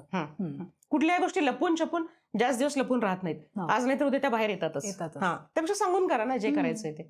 आणि तेवढी विश्वासार्हता दोघांच्यातही हवी. तिच्यामध्येही तेवढीच हवी, त्याच्यामध्येही तेवढीच हवी. जिथं विश्वासार्हता आहे ना तिथं कधीही नात्याला तडा जात नाही. नातीही छानच टिकतात ती. बरोबर. आजकाल आपण बऱ्याच वेब सिरीज बघतो, OTT प्लॅटफॉर्मवरती डिवोर्स ही संकल्पना खूप कॅज्युअली दाखवली जाते. म्हणजे 1 लग्न झालं, 2 लग्न झालं, 3 लग्न झालं तरी देखील म्हणतात 1च तर लग्न झालंय, 2च तर झालंय, त्यात काय, इतकं हलक्यात डिवोर्सला घेतलं जातं. तर हे कितपत योग्य आहे? ऍक्च्युली आपली संस्कृती नाहीये ती की डिवोर्स कुणी मुद्दाम करतं का, तर नाही, परिस्थिती तशी निर्माण झालेली असते त्यामुळे तो डिवोर्स केला जातो. पण हे एवढे कॅज्युअली घ्यायचा विषय नाहीये. हे आजकाल झालेले आहे ते OTT प्लॅटफॉर्मवरती, सोशल मीडियावरती, की 1 लग्न झालं ठीक आहे, मग सेकंड मॅरेज केलं, कधी थर्ड मॅरेज केलं. माझ्याकडे एक केस चालू आहे सध्या, तिचं 3रं लग्न झालेलं आहे आणि त्याचं सेकंड मॅरेज आहे ते. बापरे. आणि आता दोघं पुन्हा डिवोर्सच्या उमऱ्यावरती आहेत. अरे देवा. आता तिचं 3 लग्न ऑलरेडी तुझी झालेली आहे, थर्ड मॅरेज तुझं हे होतं डिवोर्सच्या उमऱ्यावरती आहे. मग त्यामुळे नक्की कुठं चुकतंय, ह्या सोशल मीडियाचा वापर कितपत केला जातोय, किंवा एवढं कॅज्युअली घेताय का तुम्ही, का कॅज्युअली घेताय एवढं, व्हायला नकोय ना तसं. मग तुमच्यामध्ये विश्वासार्हता राहिलेली नाहीये का. 3 लग्न, त्याचं सेकंड मॅरेज आणि हिचं थर्ड मॅरेज, व्हायला नकोय असं ऍक्च्युअली. पण ते घेतात. मग मे बी त्याला आताचे वातावरण सगळं तयार झालेलं आहे, सोशल मीडिया असेल किंवा कुठेतरी वेब सिरीज बघून म्हणा, किंवा फॉरेनचं कल्चर आपण अडॉप्ट करतोय, ते एक्सेप्ट करतोय आपण. त्यांच्याकडे सर्रास असेल तर कॉन्ट्रॅक्ट मॅरेज आहे तिकडं, त्यांना काहीच फरक नाही, 2 वर्ष 4 वर्ष एकत्र राहिले, सोडून दिलं, बरोबर, असे विषय आहेत. त्यामुळे ते आपल्याकडे येतंय. पण आपली भारतीय संस्कृती ती आहे का, तर तशी नाही आपली भारतीय अगदी संस्कृती. शेवटची स्टेप म्हणून डिवोर्स बघितला जातो. हो, अगदी अगदी खरे, अगदी खरे. आणि तिथेच जर तुम्ही 2-2, 3-3 लग्न करायला लागला तर मग त्या लग्नाला काय अर्थच राहिला नाही. म्हणजे तुमच्यामध्ये विश्वासार्हता नक्कीच राहिलेली नाही. म्हणजे तुम्ही 1 लग्न केलं का, 2 लग्न केलं, 3रं लग्न केलं, विश्वासार्हता नाहीच आहे त्याच्यामध्ये. असं प्रेम नाही कुठेही, किंवा संसार टिकवून ठेवायचे आहे ही भावना कुठेही नाही, असं त्यातून निर्माण होतं. मग म्हणजे फक्त टाइमपास करायचं म्हणून लग्न केलं जातं असं, आणि त्यामध्ये मुलांचे हाल होतात. हो, ह्या लग्न संबंधातून जर मुलं जन्माला झालेली गेले असतील तर त्यांचे नक्कीच हाल होतात. हो. कारण सपोज आज कसं होतं की म्हणजे कायदा असा आहे की 18 वर्षापर्यंत ते मूल आईच्या ताब्यात असतं. आयदर मुलगी असू दे किंवा मुलगा असू देत. सपोज तिने जर सेकंड मॅरेज केलं, हो. तो जो नवरा, तिचा जो नवरा आहे, तो नवरा ह्या मुलांना कितपत बाप म्हणून प्रेम देऊ शकतो, नाहीच ना. तर त्याचं उत्तर नाही म्हणून येतं. हम्म. बऱ्याचशा वेळेला नाही म्हणून नाही येतं. होतं. हो. खूप कमी वेळेला असं होतं किंवा कदाचित असंही होतं की त्या पण एखादं मूल आहे किंवा ते मूल बायकोकडे नाही, हा सांभाळतोय. हो. मग हिची 2 मुलं किंवा हिचं एखादं मूल, त्याचं एखादं मूल, मग हे दोघंही कॉन्ट्रोवर्सीमध्ये जातं हे नंतर. आणि त्यामुळे हे पण नातं कितपत टिकल आणि त्याची त्याचा शाश्वती नाही. मुलांवर परिणाम होतो. त्याचा 100% मुलांच्यावरती परिणाम होतो. अगदी खरं आहे. बरोबर आहे. आणि तो कुठेतरी trauma back of the mind त्यांच्या राहतो. हो. असं वाटतं की हो. आता माझ्या आई वडिलांचा डिवोर्स झालाय म्हणजे मुलगा हा फसवणाराच असतो, मुलगीही फसवणारीच असते, त्यामुळे मी लग्नच करणार नाही, इतपत त्यांचा विचार. अगदी अगदी अगदी अशा ठरलेला केसेस असतो. झालेल्या आहेत. की कधी कधी असं होतं की घरामध्ये मोठ्या बहिणीचा डिवोर्स झालेला आहे किंवा भावाचा डिवोर्स झालेला आहे. त्याचा परिणाम घरातल्या लहान मुलांच्यावरती किंवा लहान जो नंतरचा असतो त्याच्यावरती होतो. बरोबर. किंवा मग ती आई म्हणणारी कदाचित सांगताना असं सांगू शकते की तू तिकडे गेल्यानंतर असं बरोबर का आपल्या ताईला असं झालं होतं. हो. असेही किस्से घडलेले आहेत घडलेलं आहे. की मोठ्या मुली म्हणजे काय म्हणतात ना की दूध पडलं की टाकी फुंकून प्या, त्यातला प्रकार तो होतो. पण तिचं कल्चर, ती ज्या घरात जाणार आहे तिथलं कल्चर वेगळं असू शकतं. बरोबर. तिला सांभाळणारे लोक तिथं असू शकतात. त्यामुळे तो असा कुठला पॅरामीटर नाही फिक्स करता येत की हिचा झाला म्हणजे तिचा पण होईलच किंवा मुलाचा डिवोर्स झाला मग मुलीचं तसंच काहीतरी होईल. नाही होत तसं. व्हायला नको इम्पॅक्ट तसं. आणि प्रत्येकाचा स्वभाव वेगळा असतो, त्याप्रमाणे देखील तो व्यक्ती वागत असतो. बरोबर आहे. आणि ह्या सगळ्यामधून नात्यामधून एकच महत्वाची गोष्ट की ऍडजस्टमेंट. ऍडजस्टमेंट जर करायची ठरवली नवरानी किंवा बायकोनी, कुणीही असू देत, दोघांनीच ऍडजस्टमेंट करायची ठरवली आणि इम्पॅक्ट आजकाल असं झाले की आई वडिलांनी ऍडजस्टमेंट करावी लागते. ठीक आहे, सून खूप बिझी आहे ना, फार जाऊ नका त्यांच्या घरामध्ये. हो. जाऊ दे, दोघे जॉब करतात, एकत्र राहतात ना, त्यांचं ते राहू दे, सुखी राहतात. राहू दे. आपण जाऊन जर भांडण होत असतील किंवा आपण गेल्यानंतर तिला जर एक्स्ट्रा बर्डन पडत असेल तर तुम्ही जाणं अवॉइड करा. मग त्यामुळे ती ऍडजस्टमेंट आली ना शेवटी. हो ना. हा, म्हणजे आई वडिलांना वाटतं की मुलांच्या घरी जाऊन राहावं, पण कधीतरी ऍडजस्टमेंट करावी लागते. मग तीही करणं गरजेचं झालेलं आहे आज. तर मग शहरात डिवोर्सचे प्रमाण अधिक आहे का? होय, अगदी खरंय. आता आम्ही खेडेगावातही जातो, तिथेही पाहतो की तिथं कशा पद्धतीने फॅमिली कोर्टामध्ये कामं चालतात किंवा तिथं डिवोर्सचं प्रमाण किती आहे, तर ते लक्षात येतं की खेडेगावामध्ये प्रमाण खूप कमी आहे. ऍडजस्टमेंट तिथे जास्त केली जाते. किंवा कदाचित असं आहे का की तिकडच्या मुलींना हे शिकवलं जातं जातानाच की ते तुझं आता घर आहे, तुझं लग्न आम्ही करून दिलं, तुला त्याच घरात राहायचं आहे, तू इकडे ये जा, पण परमनंट तुझं घर तेच आहे. हे कदाचित त्या मुलींना जास्त सांगितलं जातं का असं मला वाटतं. आणि कम्पॅरिझनली शहरामध्ये प्रमाण ते खूप, डिवोर्सचं प्रमाण शहरातलं खूप आहे. मुली आर्थिक शिकल्या स्वतंत्रता झाल्यामुळे असू शकतं, हे कारण असू शकतं की मुलगी शिकलेली आहे, सुशिक्षित आहे, तिच्या पायावरती ती मुलगी उभी आहे. बरोबर. तिला जेव्हा तुम्ही आर्थिकदृष्ट्या सबळ करता मग तेव्हा ते बाकीचे नातं तू सांभाळलं नाही सांभाळलं काही फरक पडत नाही. आजकालच्या मुलींच्या आया ज्या आहेत त्यांचं तसं सांगणं आजकाल ते खूप झालेलं आहे की माझी मुलगी इंजिनियर आहे, सॉफ्टवेअरमध्ये काम करते किंवा तिला 1 लाख रुपये पगार आहे, 2 लाख रुपये पगार आहे आणि ती वेल सेटल्ड आहे तिने. मग तिने घरातलं काय केलं का नाही केलं काही फरक पडत नाही. मग किंवा तू त्यांचा काही त्रास सहन करू नकोस, तुला घरात काम करायची काही गरज नाहीये, तू पैसा कमवतेस ना बस, असं होत नाही ना. पण हा, पैसा जरी तू कमवत असशील तरी आज तू सून म्हणून तेव्हा ज्या घरामध्ये जातेस तू त्यांच्याही काही अपेक्षा आहेत.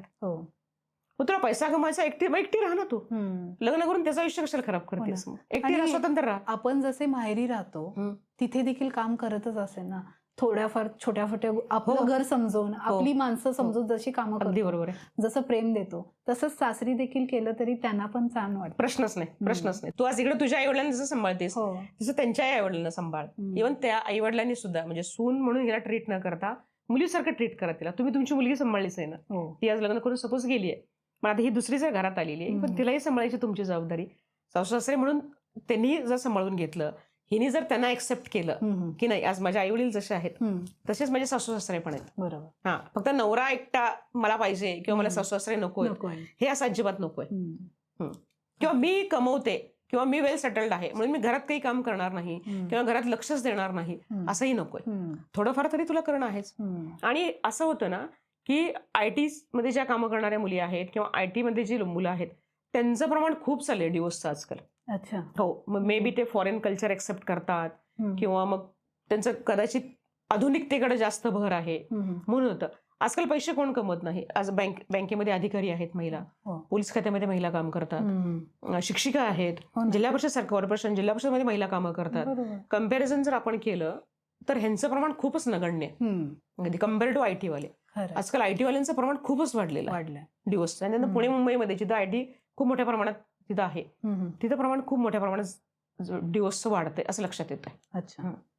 लग्नाआधी इन्कम, लोन किंवा EMI आपल्या पार्टनर पासून लपवणं म्हणजे फसवणूक मानली जाऊ शकते का? हो, प्रश्नच नाही. EMI कोणाचीही असू देत, आयदर तिचे असतील, तिने लग्नापूर्वी काही लोन वगैरे घेतलं असेल त्याचे EMI असतील, किंवा इव्हन त्याचे असतील, त्यांनी फ्लॅट घेतला, गाडी घेतली, पर्सनल लोन काही घेतलेलं असेल, तर हे लग्न होताना किंवा लग्न जेव्हा ठरवता तुम्ही, अगदी 4 लोकात बसून तुम्ही सांगू नका, पण दोघं जेव्हा पर्सनल भेटता तुम्ही तेव्हा ह्या गोष्टी एकमेकाच्या कानावरती घाला की माझे कारचे हप्ते चालू आहेत, माझा पगार एवढा आहे, त्यातून हे एवढं जातं, माझ्या घराचा हप्ता इतका आहे. सपोज तिने जर लोन घेतलं असेल, घरची काही जबाबदारी असेल, भावासाठी एज्युकेशन लोन घेतलं किंवा घरात तिने काहीतरी तिकडे इन्व्हेस्टमेंट केलेली आहे, ते तिनेही सांगणं गरजेचं आहे. आणि हे जर सांगितलं नाही गेलं तर लग्नानंतर ते डिस्प्यूट होऊ शकतं आणि मग तो विषय नंतर वाढत जातो की तू मला फसवलंस. पहिलाच क्लिअर करून घेतलेल्या गोष्टी कधीही चांगलं. ट्रान्सपरन्सी खूप महत्वाची आहे. सांगून टाका, तिचं लोन असेल किंवा त्याचं लोन असेल किंवा जे काही तुमच्या पैशाचे व्यवहार असतील, की समोर बाहेर तुम्ही हातूसने काही व्यवहार केलेले आहेत, मित्राचे पैसे द्यायचे आहेत, असं जरी असेल तरी तिच्या कानावरती घाला ते, की जेणेकरून डिस्प्यूट होणार नाही. सांगायला वाव मिळेल की मी सांगितलं होतं आधी तुला, त्यामुळे त्या गोष्टीवर डिस्प्यूट नकोय आता. बरोबर. अजून एक म्हणजे 2 स्ट्रॉंग इंडिपेंडंट लोक एकत्र राहणं आजकाल कठीण होत चाललंय का? नाही, तसं म्हणता नाही. कठीण होतंय का असं नाही म्हणणं, तसं अवघड आहे म्हणणं. 2 स्ट्रॉंग लोक सुद्धा एकत्र राहू शकतात ऍडजस्टमेंट जर तुम्ही केली तर. इंडिपेंडंट असतील तरी? हो, दोघेही इंडिपेंडंट आहेत, पण दोघे ऍडजस्टमेंट करतात. कधी तो ऍडजस्ट करतो, कधी ती ऍडजस्ट करते. पोलीस खात्यामध्ये तसे आहेत की दोघंही PSI आहेत, किंवा इव्हन बँक अधिकारी आहेत, दोघेही शिक्षण खात्यामध्ये दोघेही चांगल्या पोझिशनला कामं करतायत, दोघांच्यावरती जबाबदारी आहे. शिक्षण अधिकारी महिला आहेत, पुरुष आहेत, तसे आहेत ना, तसे की दोघेही चांगल्या पोझिशनला काम करतात, दोघेही वेल एज्युकेटेड आहेत, दोघेही वेल सेटल्ड आहेत, तरीही व्यवस्थित राहतात, एकत्र राहतात, आहेत ना. फक्त शेवटी ऍडजस्टमेंट आहे, ती जर करता आली तर सगळंच जमण्यासारखं आहे. लग्नाआधी जर हेल्थ इश्यूज काही असतील, ते जर आपल्या पार्टनर पासून लपवले असतील तर त्यामुळे देखील घटस्फोट घेतले जातात का? हो, 100% होतात ना. मे बी तो इनकॅपेबल आहे हे नंतर लक्षात आलं. आता तो इनकॅपेबल आहे म्हणजे त्याच्यावरती मेडिकल ट्रीटमेंट होणारच नाही का? तर असं नाही. मेडिकल ट्रीटमेंटनी तो बरा होऊ शकतो. किंवा कधी कधी असं होतं की तिच्यामध्ये काहीतरी इश्यू असू शकतात, जे लग्नाच्या पूर्वी तिला माहित होते पण तिने ते सांगितले नाही. हे जर तिने विश्वासात घेऊन तर लग्नाच्या वेळेस सांगितलं असतं की असे माझे मेडिकल प्रॉब्लेम आहेत किंवा अशी माझी मेडिकल हिस्ट्री अशी आहे, ती जर आधीच क्लिअर केली असती तर तोही मेंटली प्रिपेअर झाला असतं त्यासाठी. बरोबर. पण ते लपवलं गेलं आणि नंतर जर ह्या सगळ्या गोष्टी डिस्क्लोज झाल्या तर ती प्रकरण डिवोर्स पर्यंत गेलेली आहेत. माझ्याकडे स्वतः तशी केस आहे की तो मुलगा इनकॅपेबल होता, पण नंतर त्याने ट्रीटमेंट वगैरे घेतली, नंतर त्यांचे मेडिकल रिपोर्ट आले, ते आम्ही नंतर कोर्टात सादर केले वगैरे, तो नंतरचा प्रकार झाला. पण लग्नापूर्वी सांगितलं नव्हतं. पण तिला ते कारण मिळालं, तू सांगितलं नव्हतंस. हो, डिवोर्सला ते कारण मिळालं तिला. खरं. आता एखादा पार्टनर सायलेंट ट्रीटमेंट देतो, सायलेंट ट्रीटमेंट देणं ही देखील क्रुएल्टी असू शकते का? सायलेंट ट्रीटमेंट म्हणजे काहीच न बोलणं. म्हणजे सपोज असं होतं की बायको बडबड करते, नवऱ्याला काहीच फरक, नवरा आपला गपचूप शांत येतो, एकदम शांत येतो. काहीच म्हणजे तू शिव्या दिली तरी तो शांत आहे, तू कौतुक केलं तरी तो शांत. क्रुएटली नाही, मे बी त्याचा स्वभाव आहे का तो तसे असू शकतो. किंवा कधी कधी असं होतं की बायका, कधी खूप रेअरली होतं असं की बायका शांत बसतात, काही रिप्लाय करत नाहीत काही. म्हणजे डिपेंड आहे ऍक्च्युअली की क्रुएल्टी कशी म्हणायची. पण जर पार्टनर मुद्दामून शांत बसत असेल, त्याला कळलं असेल की समोरच्या पार्टनरला त्रास होतो या गोष्टीचा, तरी मग ती क्रुएल्टी म्हणता येईल ना. की सपोज एखादी गोष्ट तुला मी करू नको म्हणून सांगते, तरी तू मुद्दाम ती गोष्ट करतोयस आणि मी बोलल्यानंतर तू काहीच रिप्लाय करत नाहीस त्या गोष्टीवरती, किंवा ह्या मित्रांच्यावर तू जाऊ नकोस, तिथे गेलास की तू दारू पितोस किंवा मग तू घरी लवकर येत नाहीस, असं मी तुला वारंवार सांगून झालेलं आहे. तू परत तिथं जातोस, ते करतोस आणि घरी येतोस आणि घरी येऊन शांत बसतोस, परत मी बडबड केली तर तुला काही फरक पडत नाही, मग त्याला क्रुएल्टीच म्हणता येईल ना. बरोबर. आता फिजिकल व्हायलन्स बद्दल थोडं जाणून घेऊया. एखादी महिला अशी म्हणते की तो फक्त मला रागातच मारतो किंवा तो फक्त दारू पिल्यावरच मारतो, एरवी मारत नाही, तर ही गोष्ट कितपत योग्य आहे? मारणं किती गेलं तरी चुकीचंच आहे. आयदर दारू पिल्यानंतर मार किंवा रागात असताना मारणं चुकीचंच आहे. आणि मग दारू पितो म्हणजे काय रोज दारू पिऊन मारतो का? किंवा मग रागाला म्हणजे तुला कुठल्याही गोष्टीवर राग येतो, तुझा स्वभाव जर चिडका असेल आणि सारखं मी काही जरी बोलले तरी तुला राग येतो आणि राग आले की तुम्हाला मारतोस, मग ती क्रुएल्टीच झाली ना. क्रुएल्टी ह्याचा म्हणजे फ्रिक्वेन्सी किती आहे, वारंवार जर त्या गोष्टी होतच असतील तर ती क्रुएल्टी म्हणून ती धरली जाईल ना. बरोबर. कधीतरी चुकून रागाच्या भरात एखादी चापट वगैरे मारली तर ती चुकीचंच आहे ते, पण तरी आपण समजून घेऊ शकतो, चला ठीक आहे रागात होता एखादी चापट मारली, ठीक आहे हरकत नाही. पण ती वारंवार होता कामा नये. वारंवार कुठलीही गोष्ट जर झाली तर ती चुकीचीच आहे. बरोबर. म्हणजे अर्थात एकदा मारणं बरोबर आहे असं अजिबात नाही, तेही चुकीचंच आहे. हात उचलता कामा नये. बरोबर. रिस्पेक्ट देणं खूप गरजेचं आहे. दोघांनी एकमेकाला रिस्पेक्ट द्या. अगदी खरं. आता फिजिकल व्हायलन्स तर दिसतो, पण इमोशनल व्हायलन्स किती धोकादायक असतो? तोही तितकाच धोकादायक आहे. जितका फिजिकल धोकादायक आहे तितकाच. घरामध्ये खूप वेळेला असं होतं की एखादी गोष्ट आवडत नाही करायला, पण तरी जाणून बुजून ती गोष्ट जर केली जात असेल तर त्याचाही त्रास होतो. किंवा टोमणे मारणं. खूप वेळेला असं होतं की सासू काहीतरी टोमणे मारतायत, सासरे काहीतरी बोलतायत, किंवा सून कामाला चालली आणि ती घरातून बाहेर पडताना तुम्ही काहीतरी त्याला विचारता किंवा त्याला काहीतरी एखादं काम सांगता, अगं हे करून जायचं होतंस तू, तुम्हाला माहिती ती निघाली आता, तिचा वेळ झालेली आहे तिची, थांबा ना, आल्यानंतर करेल ती. पण मुद्दाम जाताना तिला काहीतरी बोलायचं किंवा तिच्या घरच्यांच्यावरून तिला काहीतरी टोमणे मारायचे, तुझ्या आईने असं केलं, तुझ्या वडिलांनी असं केलं, तू अशीच करते किंवा बायको सुद्धा नवऱ्याला काहीतरी म्हणते, तुझी तर तुझ्या आई वडील असं करतात असं. म्हणजे त्यामुळे फिजिकल जितकी जेवढी क्रुएल्टी आहे तेवढीच ही क्रुएल्टीच म्हणता येईल ना मग, की जेणेकरून तो समोरचा माणूस डिस्टर्ब होतो त्याच्यामुळे, आणि तो चिडला की परत काहीतरी वाद निर्माण होतात त्याच्यातून. आणि माहिती असून की आपल्या समोर आपल्या पार्टनरला या गोष्टीचा मनस्ताप होतो तरी देखील ती गोष्ट वारंवार केली जाते, म्हणजे मुद्दामून केली जाते जेणेकरून त्या व्यक्तीला त्रास व्हावा. बरोबर आहे. तर हे इमोशनल व्हायलन्स मध्येच पकडलं जाऊ शकतं. हो, नक्कीच ते चुकीचंच आहे ना. चुकीचं. एखादी गोष्ट जर त्याला किंवा तिला जर आवडत नाही तर ती करू नका, थांबा कोणीतरी. मग इव्हन तिने सुद्धा तसं करता कामा नये, हे नवऱ्याने करता कामा नये तसं. नाही आवडत ना, विषय थांबवा तिथं. फिजिकल इंटिमसी हे देखील डिवोर्स घेण्याचे कारण असू शकतं का? हो, शारीरिक गरजा ह्या दोघांच्याही आहेत. त्यामुळं बरेच वेळेला असं होतं ना की कधी असं होतं की त्याला खूप इंटरेस्ट असतो फिजिकल रिलेशन ठेवण्यामध्ये, बायकोला इंटरेस्ट नसतो, किंवा कधी असं होतं की ती इंटरेस्टेड असती, ह्याला इंटरेस्ट नसतो. मे बी असंही होतं की कधी कुणातरी एक्स्ट्रा मॅरिटल अफेअर बाहेर चालू आहे, त्यामुळे त्याचं किंवा तिचं बाहेर सगळं बघतं, त्यामुळे तो घरी आल्यानंतर इंटरेस्ट नसतो त्यांना ते करण्यामध्ये. बऱ्याचशा वेळेला असंही होतं की पिरियड्समध्ये सुद्धा त्याला रिलेशन ठेवायचे असतात, मग ते तिला सहन होत नाही. This is one of the reason. हो, त्यामुळे पार्टनरच्या पार्टनरच्या संमतीने करणं खूप गरजेचं आहे. अगदी बरोबर आहे. आणि ही जबरदस्तीची गोष्ट नाहीये. खरं. बऱ्याचदा जोडप्यांमध्ये सेक्शुअल प्रेफरन्स वेगळा असतो आणि तो बऱ्याचदा पार्टनर पासून लपवला जातो आणि लग्नानंतर जाऊन कळतं की बाबा ह्याला तर मुलींमध्ये इंटरेस्टच नाहीये, त्यामुळे देखील डिवोर्स घेतले जातात का? लग्नानंतर जर ह्या गोष्टी समोर आल्या कोणाच्याही बाबतीत, मुलाच्या बाबतीत असतील किंवा मुलीच्या बाबतीत असतील, तर ह्या जर लग्नानंतर गोष्टी एक बाहेर आल्या की मग त्यांची भांडणं व्हायला चालू होतात आणि नंतर दोघांच्यापैकी कुणीतरी एक जण डिवोर्सला जातो, मग आणि डिवोर्सचा ग्राउंड हा होऊ शकतो, काहीच विषय नाही त्यामध्ये. कारण फिजिकल इंटिमसी नसते, इमोशनली इन्व्हॉल्व नसतात पार्टनर सोबत. बरोबर आहे. त्यामुळे देखील तो दुरावा निर्माण होतो. बरोबर आहे. डिवोर्सच्या केसेसमध्ये लोक प्रॉपर्टी बद्दल जास्त भांडतात का?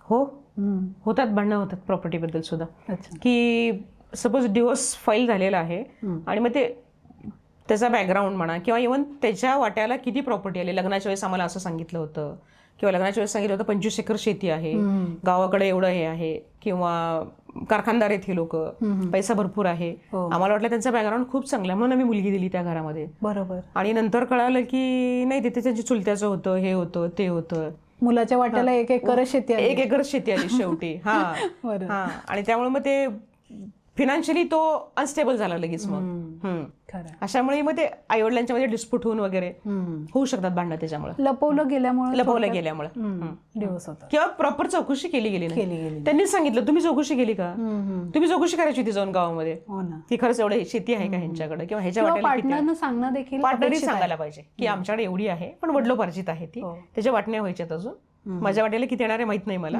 पण ते त्याच्यावरती काही डिपेंड नाहीये मी, हो ना. माझं स्वतःचं इन्कम आहे माझं, बरोबर. असं हे क्लिअर करा आधी. आज हा पॉडकास्ट पाहणाऱ्या मॅरिड कपलने त्यांच्या आयुष्यात असे कोणते 3 बदल करावेत, अशी कोणती नवी सुरुवात करावी जेणेकरून त्यांचे आयुष्य आनंदी आणि सुखकर होईल. सगळ्यात महत्त्वाचं मी सांगेन की ॲडजस्टमेंट करा दोघांनीही. काही जरी झालं तरी ॲडजस्टमेंट करायची आहे, तिनेही करायला हवी त्यांनीही करायला हवी. ॲडजस्टमेंट जर केली तर नातं टिकवायला नक्कीच मदत होते, पहिली गोष्ट. दुसरी गोष्ट, दोघांनीही मनापासून ह्याची तयारी ठेवली पाहिजे की मला हे नातं टिकवायचं आहे. काही तिच्या चुका होत असतील, काही त्याच्या चुका होत असतील, दोघांनीही सांभाळून घ्या आणि नातं टिकवण्याकडे जास्त भर द्या. बरोबर. तर नातं नक्की टिकल. ना की मला डिवोर्सकडे जायचं आहे किंवा हिचं सारखं तेच चालू आहे असं नका करू, नातं टिकवा. आणि तिसरं असं सांगता येईल की तुमची जी मुलं आहेत, ती मुलं लहान आहेत आता, तर त्या मुलांच्यासाठी तुम्ही आदर्श आईबाबा कसे ठरू शकतात. अगदी बरोबर. किंवा मग आपले सासू सासरे आहेत, इकडे आई वडील आहेत, ह्यांनाही वाटायला पाहिजे की माझा मुलगा आणि सून दोघंही छान आहेत बरं का. त्यासाठी आदर्श जोडपं आहे ते. म्हणजे मुलीच्या आई वडिलांनी म्हणायला पाहिजे की माझी मुलगी आणि जावई माझा खूप छान आहे बरं का, आणि त्यांनी तसंच म्हणायला पाहिजे की माझी सून खूप चांगली आहे बरं का. लक्ष्मीनारायणाचा जोडा आहे. अगदी बरोबर आहे. आणि ह्या सगळ्याचं नात्याचं एकच आहे की ॲडजस्टमेंट करा. सगळ्यांनी ॲडजस्टमेंट जर केली आणि जर मनापासून ठरवलं की हे नातं मला टिकवायचं आहे, काही जरी झालं तरी मी एकत्र राहणार आहोत, त्यातून दुसरा कुठलाही मार्ग नाही, मी माहेरी निघून जाणार नाही किंवा त्यालाही म्हणणार नाही की मला तुझ्याबरोबर राहायचं नाही, बरं नाही करायचं मला तसं. मनापासून जर टिकवली नाती तर नक्की टिकतात. खरं. ट्रान्सपरन्सी आणि ॲडजस्टमेंट ही 2 गुणसूत्रे नाती टिकवण्यासाठी किती महत्त्वाची आहेत हे आज आम्हाला समजावून सांगितल्याबद्दल तुमचे खूप खूप धन्यवाद मॅडम. धन्यवाद. तुम्हाला पुढचा उहापोह कोणत्या विषयावरती पाहायला आवडेल हे आम्हाला कमेंट्समध्ये नक्की सांगा. तुम्हाला आजचा व्हिडिओ आवडला असेल तर व्हिडिओला लाईक, शेअर, चॅनेलला सबस्क्राईब तसेच बेल आयकॉन प्रेस करायला अजिबात विसरू नका. सोबतच व्हिडिओला हाईप नक्की करा. पुन्हा भेटूया अशाच एका नवीन उहापोहसोबत. धन्यवाद.